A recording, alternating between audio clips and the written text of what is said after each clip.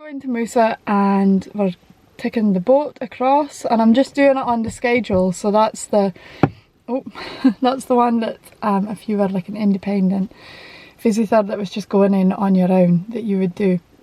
So it goes in every day except Saturday, and it leaves Sandwick, which is like a 20-minute drive for Lerwick down in the South Mainland. It leaves the pier there at 11:30 AM and it brings you back out of the Isle at 2:30. So you get about 2.5 hours in the island, which is plenty to get around and do the circuit. So that's what I'm going to do today. I'm going to walk around the island, take you to the Broch, tell you a bit about it, and then get the boat back out. What else was I going to say? I think it's £16 per person and there's no need to book. So if you're doing one of the day trips, then there's absolutely no need to book. You just turn up, and if on the off chance there's more than 50 people, the boat can carry 50. If there's more than 50, they'll do 2 trips, but I mean that really never happens. So absolutely, you just turn up and go. So yeah, we're gonna hit the road and go down to Sandwick, near Sandwick, and catch the ferry across. Mind the pier becomes slippery!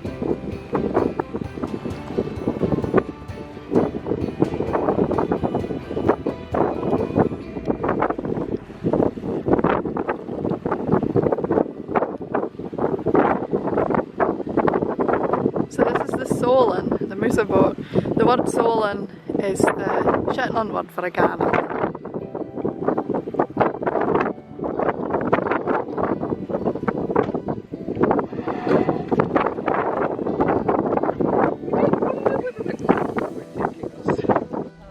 Hello handsome, hello handsome. Hello Roger.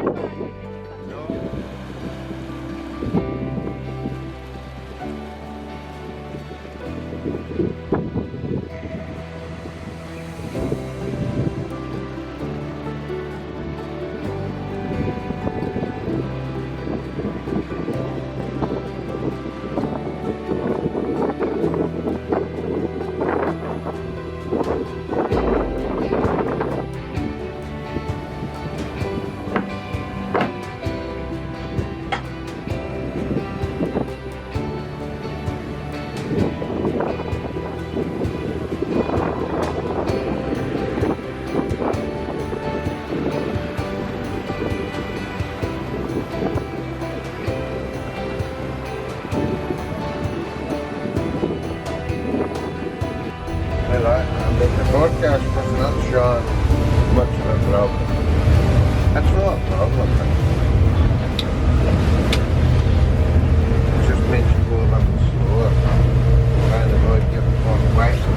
There is Mousa up ahead. Got Skipper Rodney at the helm here. Hello. Look, oh, we're at 60 degrees north. 60 degrees north up there.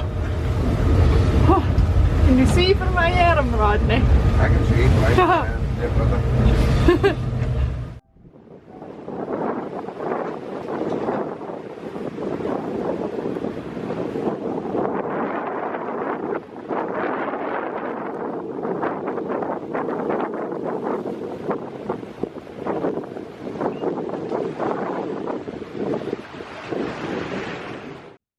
Welcome to Mousa. So you arrive at Mousa and they let you off the boat and give you around about 2.5 hours to explore the island. The island is no big and you can easily do a circular route in that time. So there's 2 options. Some people go straight to the Broch, which is maybe a 15-20 minute walk. You could do it in 5 or 10 if you were power walking, or you can go clockwise around the island. So Mousa itself is an RSPB nature reserve managed by the Royal Society for the Protection of Birds, and this notice here is just explaining that Mousa is a rodent-free island, so there's no rats, mice, hedgehogs, rabbits or anything, and they want to keep the island like that to protect the bird species, particularly the storm petrels, which are a tiny seabird that we'll speak about when we get to the Broch.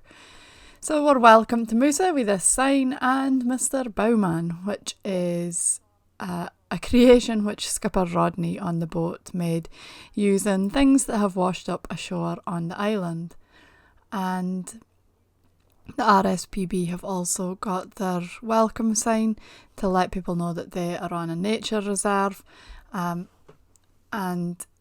they would ask that people stick to the paths that are designated and marked by posts when they're going around the island. So this is the Ham House, which was built around about 1770. Have a look and note the stone roof, it's fantastic. Beautiful building stone on the island here, it's all sandstone. But the Ham House was used by the fishermen, and they also used this beach here, and they would bring their catch ashore, they would cut it and split it and lay it out on the beaches to dry.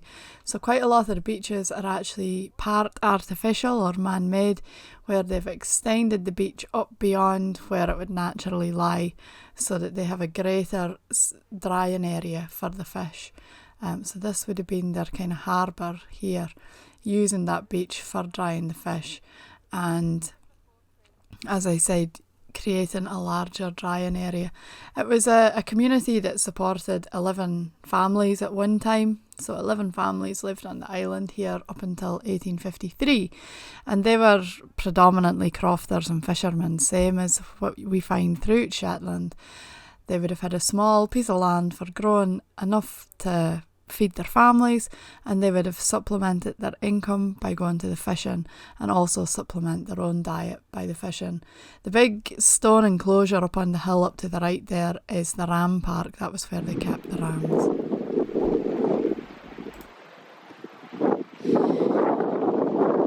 So we're going to do the island clockwise.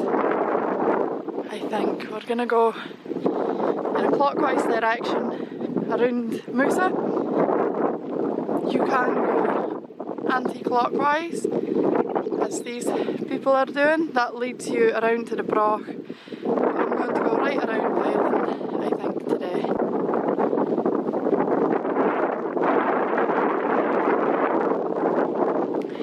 So, we are here, and the path that the other guests are taking goes right to the Broch. I'm going to go around the back of the island towards the Broch. So we go this way. So these wooden posts mark the path around the island, ensuring that you stay on the designated path. It is an RSPB nature reserve, and there are nesting great skuas here in the summer which will attack you if you go into their colony. So Mousa has actually been inhabited since Neolithic times, and we can see that in these two orthostat upright stones here, which actually sit either side of the path. So the path goes right through this, and these stones actually mark the base, the foundations, or the remains of a Neolithic house that dates back some 5,000 years. So it's incredible to think that people have been living on the island or in the island for 5,000 years since the New Stone Age. And we find evidence throughout Mousa. There's a Bronze Age burnt mound, there's the incredible Iron Age Broch, and there's the remains of the Crofton township from the 19th century. So we've got everything from the Neolithic right through until the 19th century represented. Refreshing. It is cold today, I'm not gonna lie. It's freezing. Mousa sheep. People always ask me about the sheep here, and at the start of the season they bring sheep into the isle and they'll have their lambs here and then graze the island throughout the summer, and in the autumn the Mousa boat brings the sheep back out. So they happily graze here throughout the summer months. Oh, okay, so I'm coming up to the ruins of the house here, And I'm just going to add a slight caveat in. I'm visiting here in April and the seabirds haven't returned yet, so when you do visit Musa it is important to stick to the path which is marked with the posts. So the great skuas nest up in the hills and they are very aggressive, particularly while they are during the breeding season when they've got young chicks. And if you do stray off the path, it is likely that you will get dive bombed, and they can be quite aggressive. So it is best to stick to the designated path. I'm here at a time of year when the seabirds haven't quite returned, so there's no danger and there's no problem that I'm going to disturb them either. But we're going to have a look around the house anyway, and you can see the ruins of the house from the path, but you won't get to be able to go and walk around, so I will take you.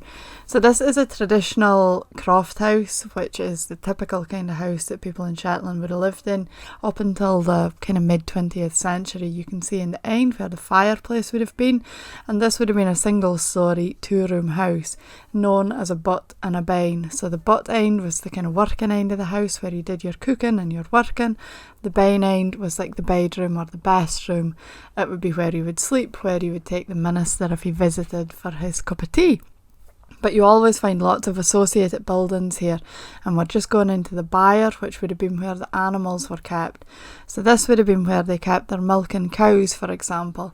The sheep would have stayed out on the hill, but the milking cows in here, and this little opening at the end of the byre was known as a runnock, and that's basically where all the cow dung was washed out. You can get a good view of the broch from in the byre here. So we're moving on back out of the byre and we're going to have a look in the barn. So the barn would have been used for thrashing corn, for storing your hay, for keeping any of your kind of equipment, any of your produce, but not for keeping your animals, if that makes sense. So you've got your house, your byre and your barn. You can see lots of stone walls around Musa. That's basically just dividing up the land, and it's very important when you're growing your crops. It was really important to keep your animals out. So in the summer the animals would be up in the hill, your cow would be tethered when it wasn't in the byre, and that was to protect your crops. So these stone walls are fantastic. And this is another really great building, and it's got the circular building on the end of it. It's not a broch, but it's a kiln. So you find these particularly in the South Mainland of Shetland, where you've got some fantastic building stone, those lovely sandstones that are excellent for building. You'd have lit a fire in that little firebox on the ground, and the smoke would have come up into the kiln here, and you could dry out your corn or whatever you were looking to dry, but predominantly you would be using it for drying corn before thrashing. And as I said, when you're driving around the South Mainland of Shetland, you'll see quite a few of these kilns on the side of houses. But the house itself sits up on the hill here, and you get some excellent views out across the island and back towards the Broch. So we know that the last family, the Jamesons, that lived in this house here, they left on the 4th of May 1842, and we know that because their son Andrew, who was just 13 at the time, left his name written in the wall. Life for a lot of these outlying communities just became quite difficult. So this building that we're approaching is a traditional click mill. So water would have come down the stream here, and it would have passed under the mill house. There's a hole down at the bottom for the water to go, and it would have turned a wooden paddle known as the till, and it was used for milling. We don't have any big rivers here, so they would use these click mills.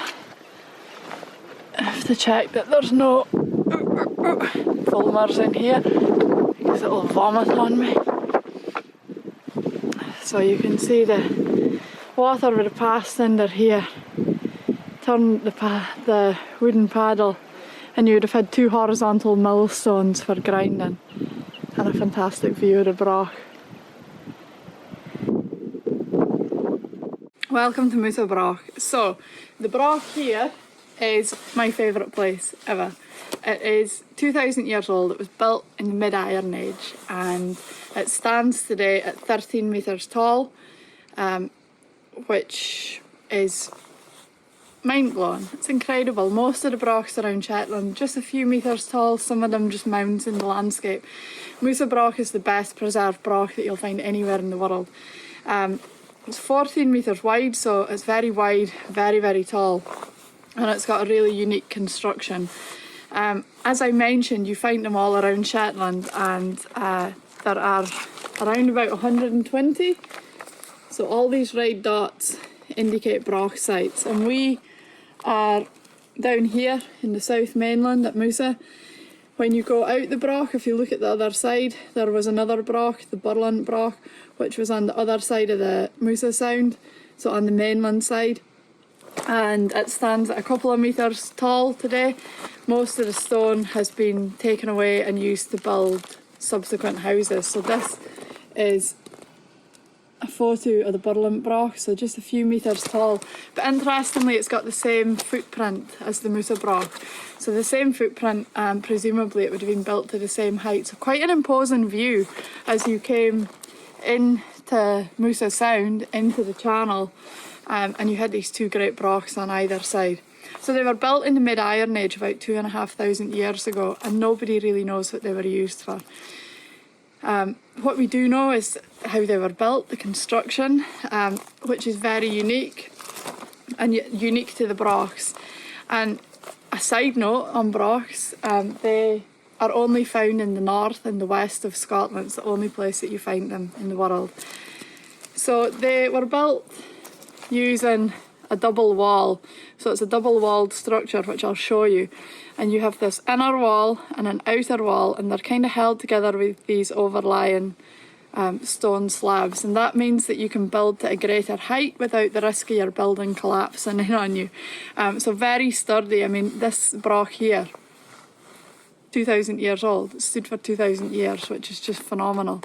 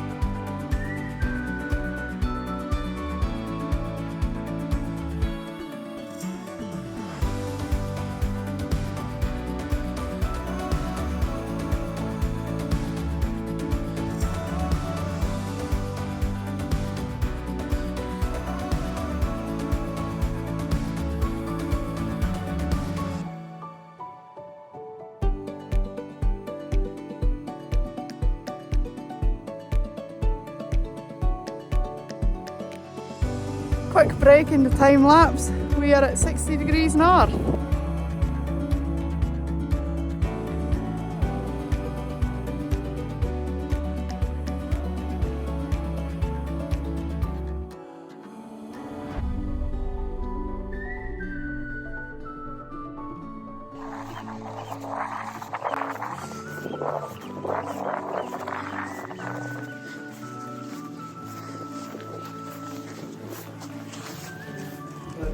Oh, there he is. There he is, working hard. He just sat drinking tea and coffee. While everybody else has been out hiking in the rain. What have you got in there?